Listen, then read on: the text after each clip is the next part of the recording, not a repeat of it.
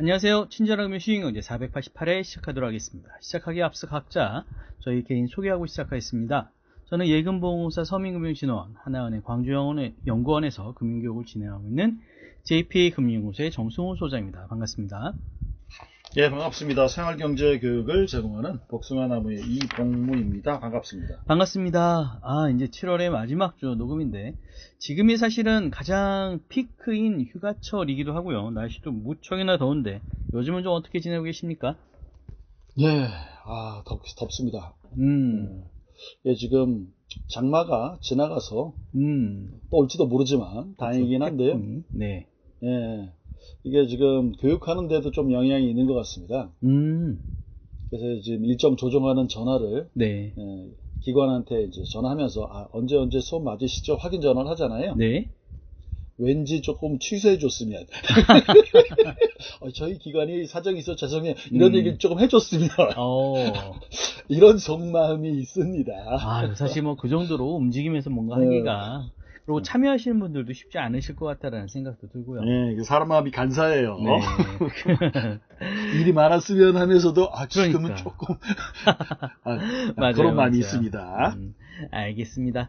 사실 한 주간의 경제적인 이슈를 가지고서 좀 정리를 저희가 좀 하고 있는데 이제는 저희도 이제 교육은 좀 이제 마무리되는 시즌이어서 저도 지난주까지 무척 바쁘다가 이번 주부터는 조금 이제 한가해지더라고요. 그래서 지금 시기에 또 했던 또 책과제를 또 한번 해야 되나라는 그런 생각을 가지고 있는데 아무튼 잘 진행을 해보도록 하겠습니다.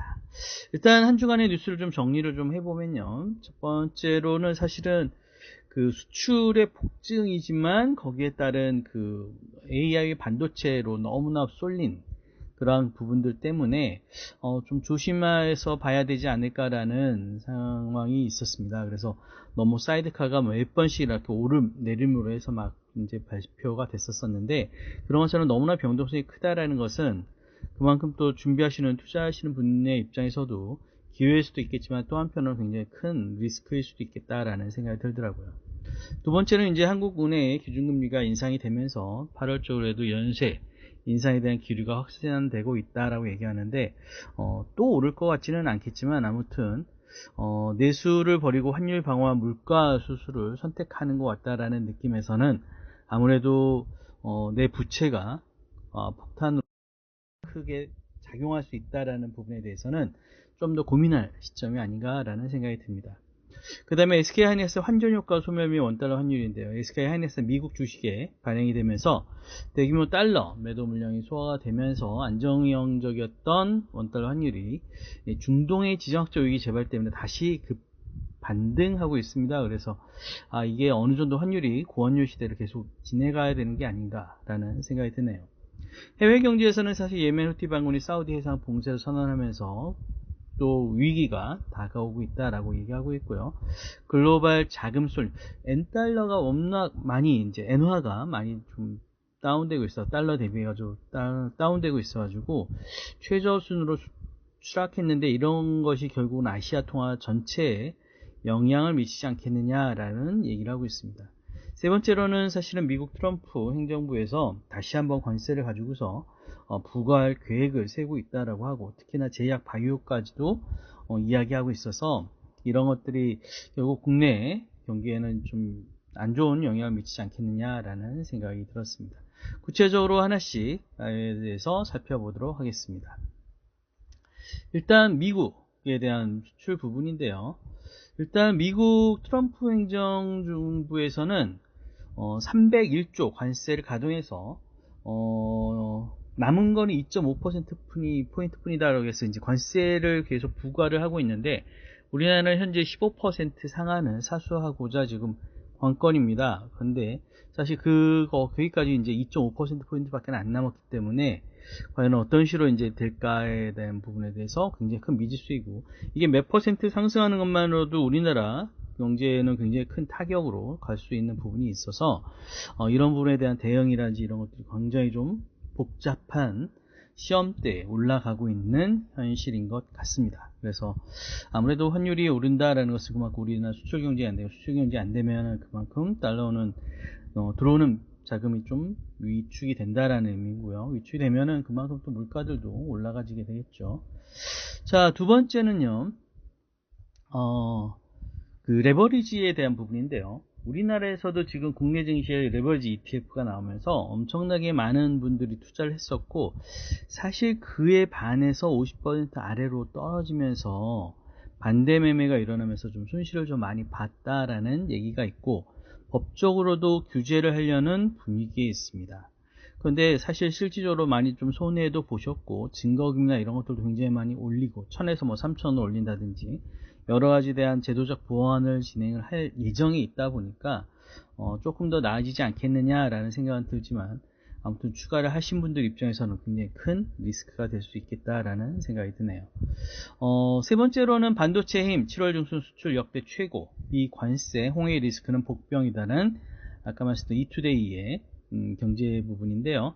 7월 21일자 뉴스인데, 아무래도 반도체가 늘면서 호황은 견인하고 있지만 아까 말씀했던 홍해를 타격으로 한 그 이란과의 전쟁 같이 이런 것들이 아직 종전협상이 되지 않으면서 굉장히 큰 리스크를 갖게 되고, 특히나 미 무역대표들 무역법 300주는 한국 등에 12.5% 강제 노동 관세를 부과를 예고하고 있는 상황이어서 과연 관세 폭탄이 현실화될 수 있을지, 이것이 얼마만큼 수출 타격으로 이어질지에 대해서도 끊임없이 관심 있게 봐야 될 것 같습니다. 자, 그럼 마지막으로는요, 잔금 대출 숨통트이나 금융당국 맞춤형 정책 손질이다라는 7월 26일자 기사인데요. 뉴스핌의 기사인데, 이재명 대통령이 23일날 부동산 토론회를 하면서 잔금, 전세, 청년 대출의 개편을 지시했는데, 이러한 부분들이 아무래도 좀 지금 힘든 신분들에게는 좀 영향을 미치지 않겠느냐라는 얘기인데, 잔금대출 총량은요, 처음에 했을 때 실거주 목적일 경우에는 대출 어느 정도 해준다는 갑자기 대출 규제되면서 잔금을 치르지 못하는 이러한 상황이 됐었는데, 이런 것들에 대해서 이런 부분을 좀 규제를 좀 완화해야 되겠다라는 측면에서 어느 정도의 합의가 이루어지는 것 같습니다. 특히나 이제 전세 부분도 1주택자의 경우는 전세 총액을 좀 묶어서 전세 대출에 대한 제한을 주겠다라는 내용이라든지, 아니면 청년 맞춤형 제도를 통해 가지고 좀 더 완화된 전세 대출이 청년이나 실혼부부에게 이루어질 것 같다라는 시장 기대감이 확산되고 있습니다. 그래서 아무래도 부동산은 가장 많은 분들이 민감하게 또 주거와 관련된 부분이기 때문에 가장 많은 분들이 관심 있게 보고 계실 텐데, 이런 것들이 잘 시행이 돼 가지고 뭐 소외되거나 아니면 어려운 분들이 좀 더 도움을 받을 수 있었으면 좋겠다라는 생각이 들었습니다. 혹시 추가로 해주실 말씀 있을까요? 예, 지금 저번에 봤던, 전 다 보진 않았고 뉴스에 나온 조그만 거 봤는데요. 네. 부동산 토론회에 이제 이 부동산 쪽으로 원래 전문가인데, 이분도 이제 어디 신문방송 나오거나 이럴 때는 자기가 주식도 잘 하신 것처럼 나오는 분이 한 얘기가 기억이 나요.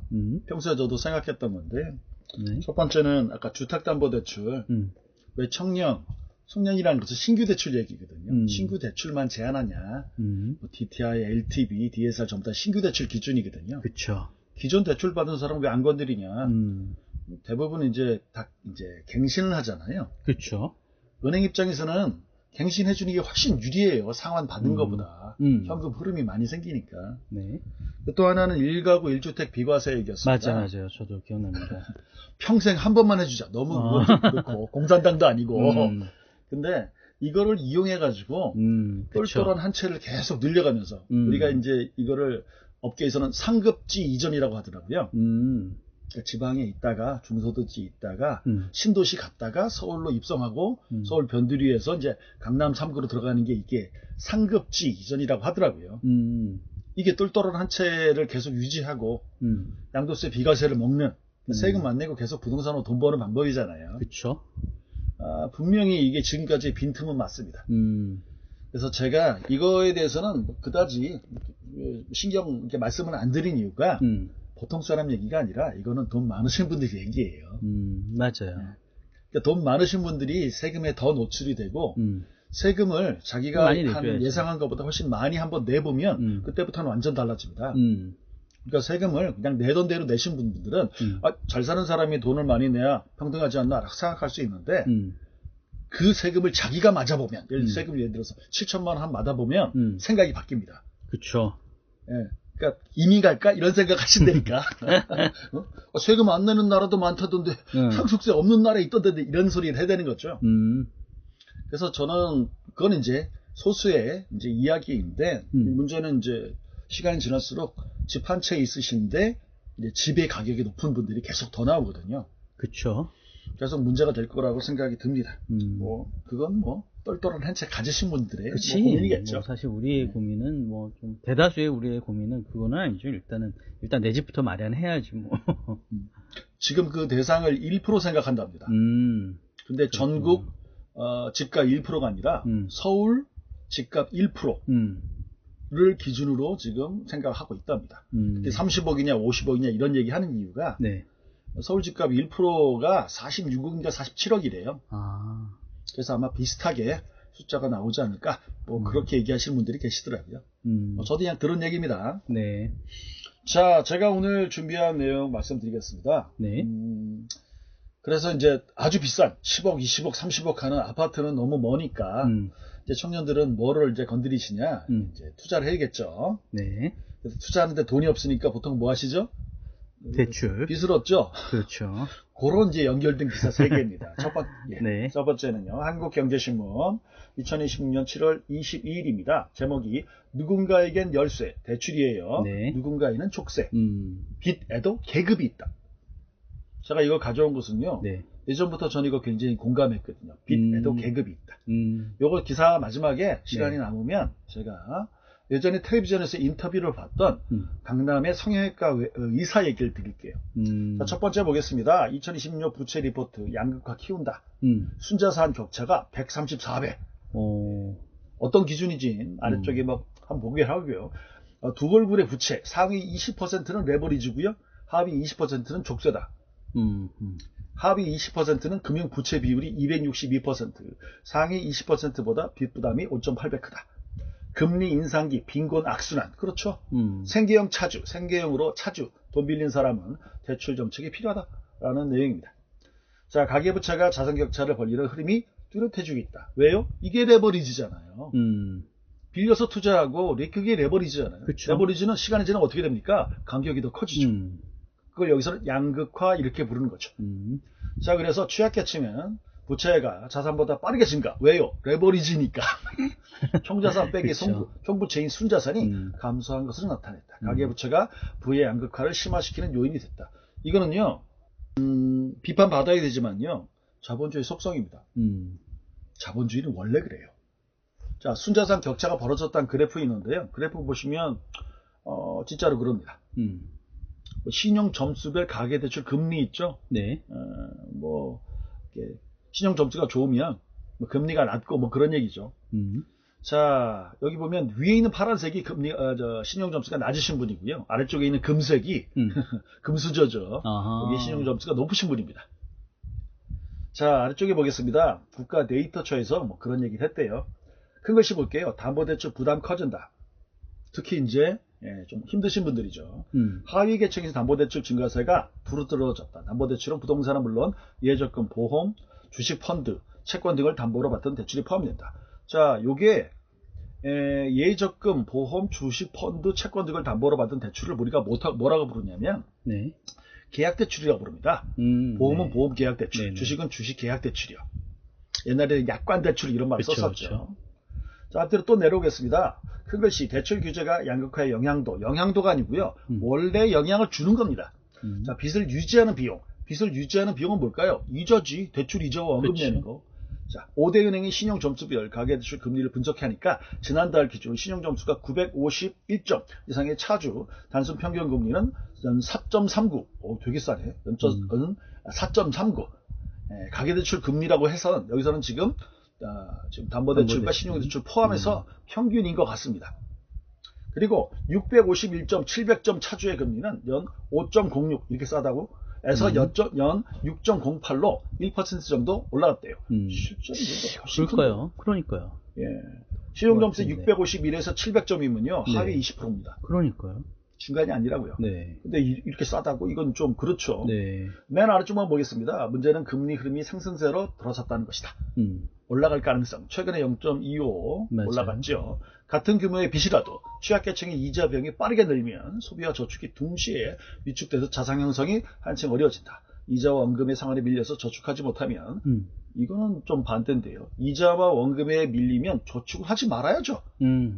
어떻게든 빨리 갚아야지. 물론 저는 예외로 하나를 말씀드립니다. 비상예비자금은 부채가 있더라도 먼저 만드세요 라고 말씀드리지만 저축은 있어야 됩니다. 네. 근데 지금 이자와 원금이 상환에 밀려 있는데 저축을 한다?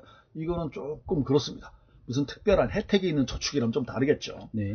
부채 부담이 자산 형성을 막고 부족한 자산이 다시 차입 조건을 악화시키는, 부족한 자산이, 그러니까 본인의 자산이 작으면 평가가 낮아지고, 우리 이제 신용 점수에는 KCB, 나이스에는 영향을 안 미치지만 어디에 미친다고요? 은행 자체로 지금 점수를 매기는 CSS, 네. 크레디트 스코어링 시스템에는 쓰게 돼 있다고요. 본인 자산 얼마나 되세요? 집 있으십니까? 위치는 어떻게 되세요? 시가는 얼마 되세요? 일승 묻는다고요. 거기에 있어서 CSS 점수가 내려가는 것은 있겠죠. 자, 경영학과 교수님이 이렇게 얘기했네요. 취약계층의 차입은 생계 주거 등 실수요 성격이 강하다. 여기서 말하는 실수요가 보통 의미는 조금 경우에 따라 달라지지만 여기서 나온 실수의 의미는 이거죠. 빌리자마자 써버린다. 그쵸. 생계비, 주거비. 가계대출을 총량으로 일률 규제하면 자금이 꼭 필요한 차조부터 대출에서 밀려나서 부채에 대한 양극화가 심해질 수 있다. 그래서 하위 20% 정도도 가능할 것 같네요. 하위 20%에 있으신 분들은 이러한 시스템보다 뭐가 필요하다고요? 복지의 개념이 필요하다고요. 왜냐하면 못 벗어나요. 우리 최근에 상록수라는 회사가 이제 청산한다라는 뉴스를 말씀드렸죠. 한번 삐끗하잖아요. 하위 20%에 해당하시는 분들은요. 못 일어섭니다. 내가 대부업체에 뭐 이렇게 돈을 빌렸는데 연체됐다. 은행에서 빌릴 수 있냐? 그 다음에 못 빌려요. 해결될 때까지.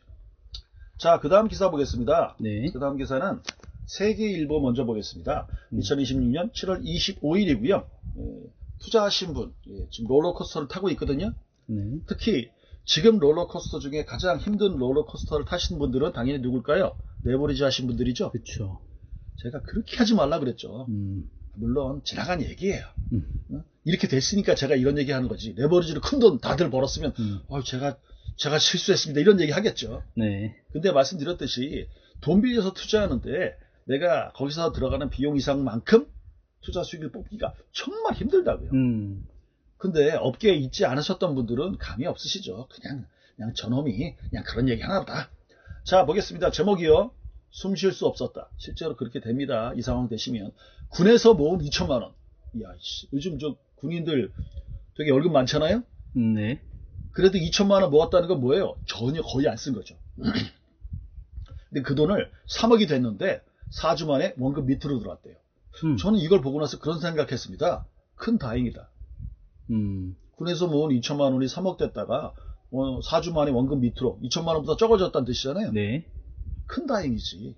왜요? 이건 그렇죠. 레버리지인지 모르겠어요. 근데 예를 들어서 군에서 모은 2천만 원이 아니라 퇴직금으로 받은 2억 원.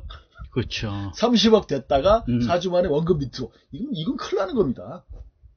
자, 보겠습니다. 신용융자. 신용융자가 뭐죠? 증권회사에서 주식으로 담보대출 해주는 겁니다. 네. 잔고가 6월 24일 기준 38조 6,300억 원 정도다. 38조. 40조 정도. 말씀드렸잖아요. 지금 증권회사는 녹아나고 있다고요. 왜 이렇게 빌려가시는데. 자, 보시겠습니다.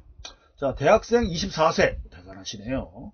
군복무 중에 2천만 원 모았다. 투자 애플리케이션 작은 버튼을 누르면 자기 돈의 5배의 규모로 투자할 수 있었다. 와.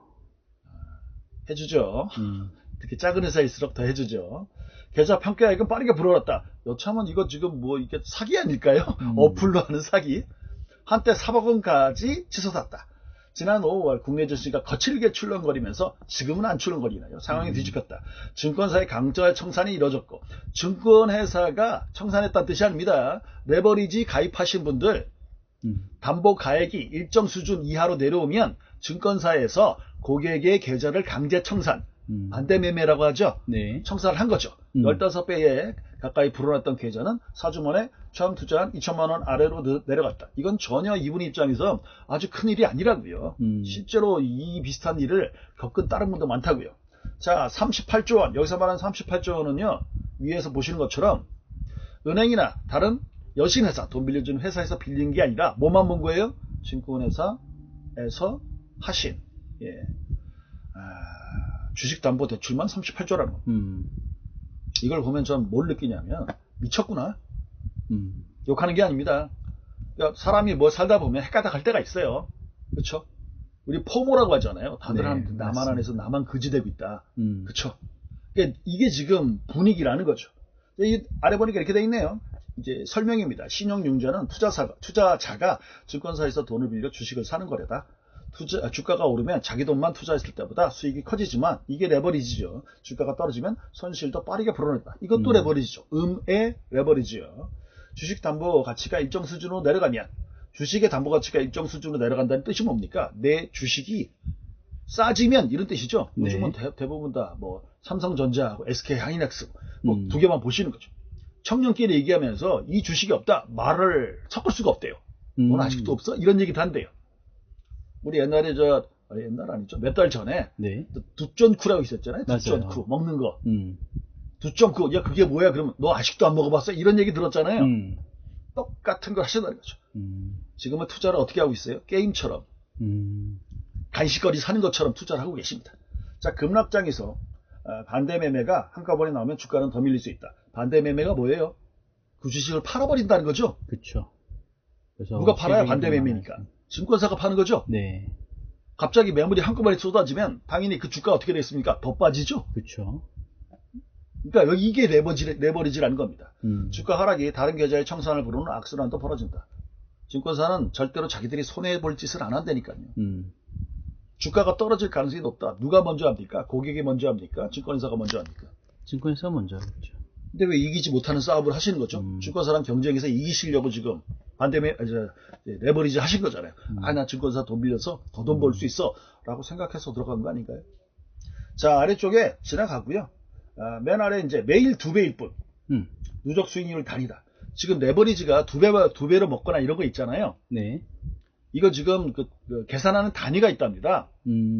계산하는 단위가 뭐 하루일까요? 일주일일까요? 한 달일까요? 글쎄요. 펀드 생각해 보세요. 펀드 계좌 정산 주기가 어떻게 됩니까? 어떻게 됩니까? 하루죠. 옛날에 공부해서 다 까먹었나 보다. 하루죠, 하루.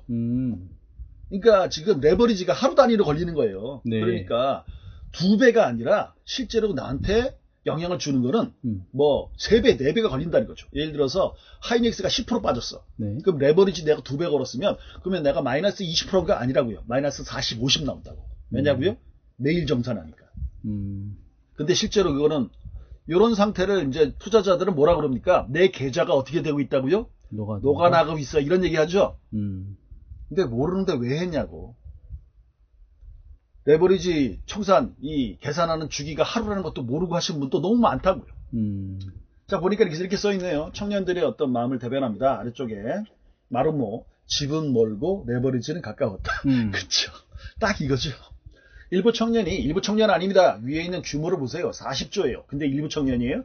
자, 고위험 투자에 뛰어드는 배경에는 월급과 저축만으로 자산 교체를 좁히기 어렵다는 좌절감이 깔려있다. 저는 여기에 중요한 사실을 뺐다고 생각합니다. 증권사가 권한 거죠. 고객님. 딴 고객님은 다 하시는데 본인은 지금 안 하고 계신데요. 대부분 이거 해서 큰 돈 번 사람들은 뭐 하려고 할까요? 집 살려고. 가수 중에 혹시 소유 아세요? 소유? 네. 예, 그 시스타. 네, 맞아요. 예, 그 신문 보셨죠?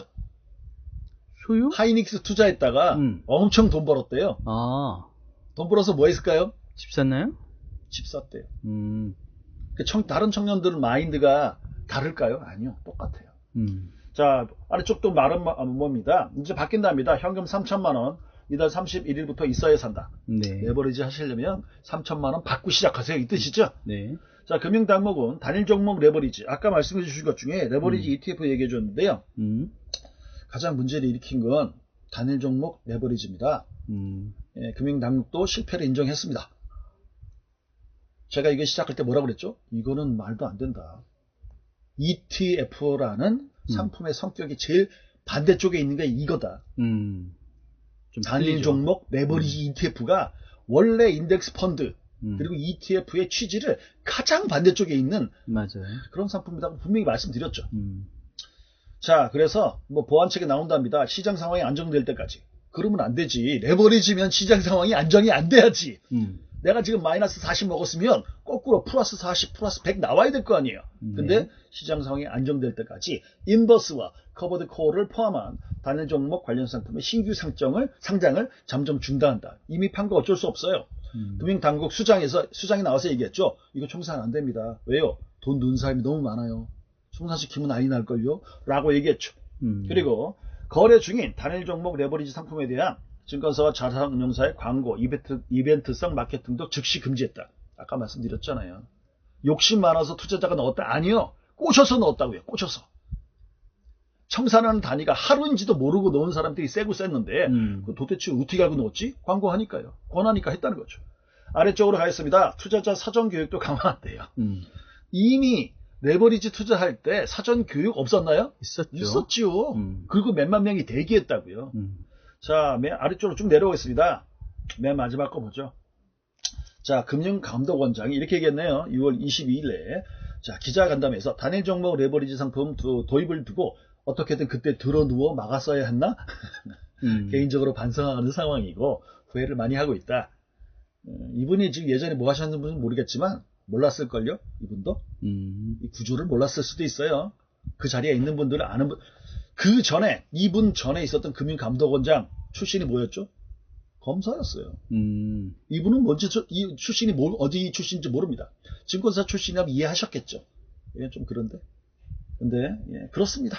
자, 금융당국은 시장이 안정되지 않으면 추가 조치를 검토하기로 했다. 예. 근데, 종잣돈을 다시 모으면 돈을 빌려서 주식시장으로 돌아가겠다는 뜻을 굽히지 않았다. 그래서 모은 2천만원, 3억까지 올라갔다. 한번 봤죠? 2천만원이 3억 됐어요. 15배 오른 거죠? 네. 딴 게 눈이 들어오겠습니다. 은행에 넣으시면요. 연 2.5%. 우리 은행은 3% 드립니다. 아무리 얘기해봤자 귀에 들어올까요? 안 들어옵니다. 이분은, 예, 일단은 한번 건너셨습니다. 자, 시간 한번 보겠습니다. 네. 27분이네요. 그 뒷거는 아주 빠르게 보겠습니다. 네. 이건 길지만. 자, 이데일리입니다. 2026년 7월 18일 비트코인이 열어준 길 스테이블 코인이 차지하다 라고 되어 있고요. 무슨 교수님인데요. 이번 보니까 비트코인 전문가로 보이진 않아요. 세무관리학과 교수님이시고 법무법인 땡땡 파트너스 고문이십니다. 왜 이 말씀 먼저 드리냐면요. 비트코인에 관심이 많은 분들이 많기 때문에 본인이 얘기하는 게 되게 전문적이라고 스스로 느끼시는 분들이 많아요. 저는 이 제목만 보고 맨 안쪽만 볼게요. 자, 뭐라고 얘기했냐? 비트코인이 2009년에 등장하고 암호 자산 시장 누구도 예상할 수 없는 대로 성장했다. 좋다는 얘기예요. 근데 물리적 실체가 없으니까 디지털 숫자에 불과하다. 비판도 많다. 자, 비트코인 안정적으로 유지되고 있고 그리고 이러한 가상자산이 블록체인 기반의 자산이 현실의 지속될 수 있는 인식을 확산시키는 데 기여했다. 뭐 좋다는 얘기입니다. 근데 이 암호 자산의 비트코인이 새로운 세계의 문을 열었다면 금을 통해서 가장 빠르게 세력을 확장한 것은 역설적으로 달러였다. 그 역할을 담당한 게 스테이블 코인이다. 달러 스테이블 코인이라는 얘기입니다. 자, 저는 그렇게 생각 안 합니다. 스테이블 코인이 어느 순간 이제 제도권 시장에서 들어올 겁니다. 왜요? 싸거든요. 이것도 지금 말씀드린 적이 있는데요. 네. 이러한 암호 자산, 블록체인 기술 하다못해 IT 기술로도 네. 사실 선진국 수준도 아니고 중진국 수준인 나라가 갑자기 스테이블 코인을 국가가 키우기 시작했습니다.